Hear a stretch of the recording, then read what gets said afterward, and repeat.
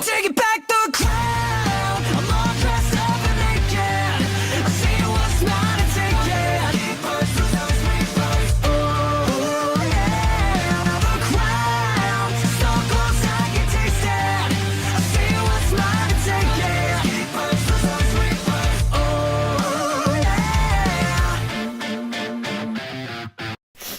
yeah. Yo, what's going on, guys? It's me, the Ninja Reviewer here. Welcome to Yo, what's going on, guys? It's me, the Ninja Reviewer here. Welcome to another exciting review of One Piece.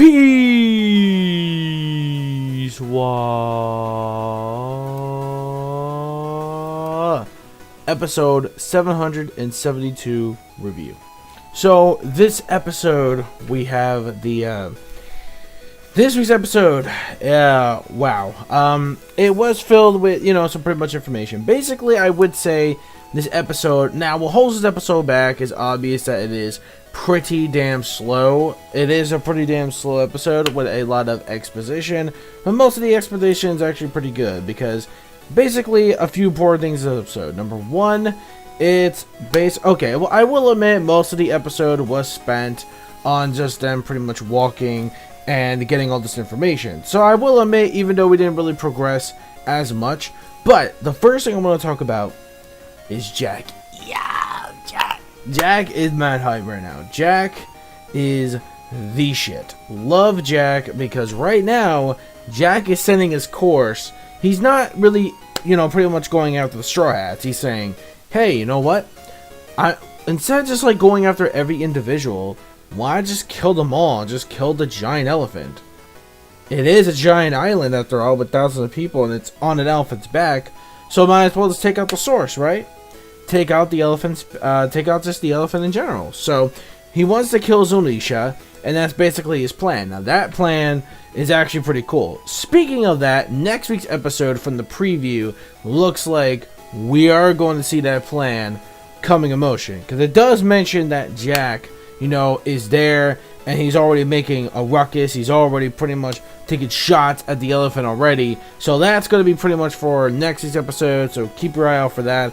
Also, the most biggest information between, oh my god, on what, the ending though, man. The ending portrait. Now, it's kind of weird how they did like the other end half, and then here they just cut it to like the first half of the chapter. Excuse me. So this only covered like the ending of chapter 819, and it only covered like half of chapter 820. So I guess it wasn't so bad, I guess. But in the end though, what holds it back again is slow, because most of the time they're all just like walking pretty much. I mean, granted, we are getting a lot of exposition. The Jack setup was mad hype though, don't get me wrong, so it does boost it up for being a pretty hype setup. But the exposition though does make up for it for the slow pacing. We do find out that when it comes to Odin, they were first sailing along with Gold Roger, but they didn't go to Raftel. When Odin came about, they decided to, just land on Wano Kuni and just, stay there for a while. So that's pretty much right. But they switched between ships, between the Gold Rogers, the Ore Jackson ship, going to Whitebeard's Moby Dick. So that's some very interesting information. And it was actually kind of cool just seeing Duke Dogstorm and Cat Viper just like reminiscing the good old days. Just remembering, having a jolly good old time, mate. We're gonna have a jolly as a good old ball. And yeah, that's basically what they did. And they represent against the good old days, which actually was pretty cool. So what happens is that right after that, we see that they were talking about, other people. It's like, really? So then Luffy, about Shanks, and then of course, when it comes to the creator of the ship, and Frankie was talking about, we're talking about Tom, they're like, oh, and Cat Viper's like, oh shit! I mean, not Cat Viper, Duke Dogstorm's like, oh shit! That's your old master? The Thompson? Is like, oh hell yeah. Frankie's like, soup, yeah, I'm his apprentice. And then of course, Brooke was trying to intervene, about Crocus. And Nami's like, wait a minute. Before we get to that, can you explain to me about the compass, the log post? I'm sorry, not compass, log post. And Duke Dogstorm's like, well, you're pretty much already at the end's worth of, you know, the beyond reaching end point of your journey already to the Grand Line.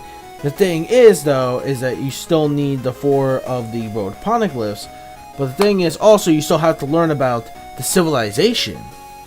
The civilization that lived on for the people who created the poneglyphs. So, of course, obviously we know which were the samurai people of Wano were the ones that created. So, when it comes to that, though, it's like, alright, so that's some very important information. That was actually really, really cool how we got to know so much. And it's like big revolving mystery. Now, this whole thing about Kinemon knowing a bit of Gold Roger, you know, he doesn't remember too much. It's a bird of a Blair. He somewhat kind of remembers it, but he was way too young. So I'm guessing that Mononosuke isn't really a kid. Maybe he's some kind of like disease where he can't really grow up to be a kid, or maybe he's just naturally short. I don't know.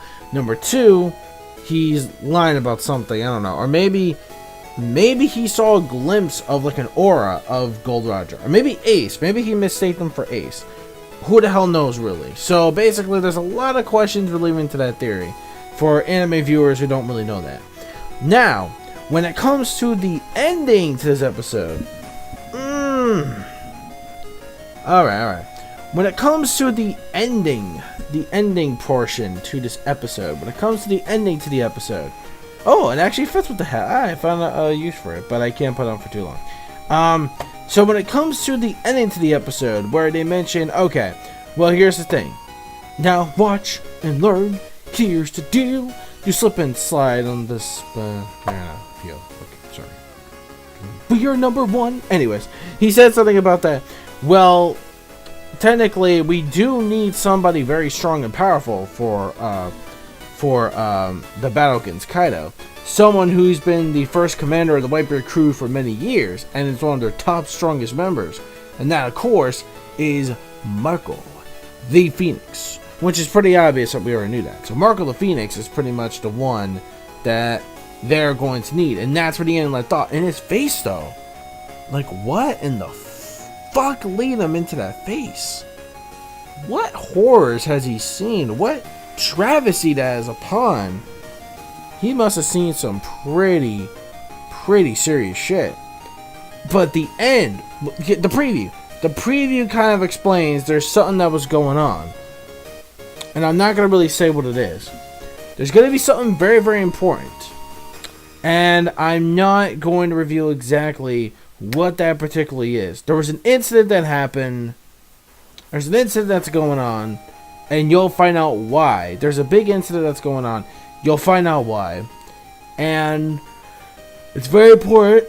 I don't really want to spoil it. I'm not a jerk off, so deal with it. Anyways, when it comes to the animation, it's pretty good. I mean, it's not anything to gripe about. It's not like it's like anything like spectacular. It's good.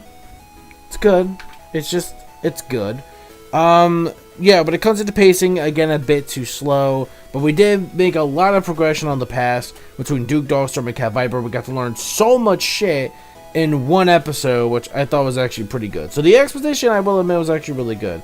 Oh, and there were some funny moments too, where Zoro's like, because like Luffy was like, oh well, you know, if I get Sanji, he's like 1,000 men. Like adding him will be like 1,000 men at our disposal.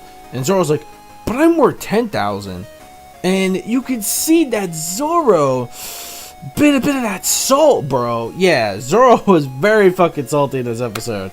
But still, it's actually pretty funny. And another funny scene is like where Luffy's pretty much patting the back on Nami. And Nami's pretty much just like, because he's giving her all the credit while she's blushing about how great of a navigator she is. She's like, alright, stop it, you freaking idiot. That actually does hurt. So that was actually funny. So when it comes to that, it's actually pretty well done. Overall, I give the episode a 4. Oh yeah, and the Jack Hype stuff. Very great. Jack Hype. Hashtag Mama Boys. Let's go. 4 out of 5 for this episode. I give it a very good exposition stuff. Too bad it was a bit slow, but hey, that's to be expected from Toei and its pacing and its money grabbers for One Piece.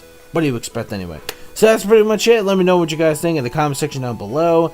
Tell me your guys' thoughts. What do you think?